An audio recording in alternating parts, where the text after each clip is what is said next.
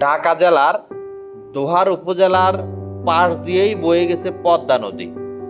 এই দোহার উপজেলার দর্শনীয় স্থানগুলোর মধ্যে একটা হচ্ছে মৈনট ঘাট, আর এটা হচ্ছে নারিশা ঘাট। আসলে পদ্মা নদী সংলগ্ন সম্পূর্ণ তীরটাই দর্শনীয়। সামনের দিকে মানিকগঞ্জ, পিছনে হচ্ছে মুন্সিগঞ্জ। তবে এই নারিশা ঘাটের বিশেষত্ব হচ্ছে এখানে পদ্মার মাঝখানে আমিরাবাদ চর নামে বিশাল চর রয়েছে। এই নৌকাগুলোতে করেই এই চরের মানুষ আসা যাওয়া করে দোহার থেকে আমিরাবাদ চর। আর ওই দিকে চরের পরেই হচ্ছে ফরিদপুর জেলা। দুই জেলার মাঝখানেই এই চরগুলোর অবস্থান। ক্লান্তিময় জীবনে একটু সুখ নিতে ঢাকার কাছেই দোহার উপজেলায় চলে আসতে পারেন।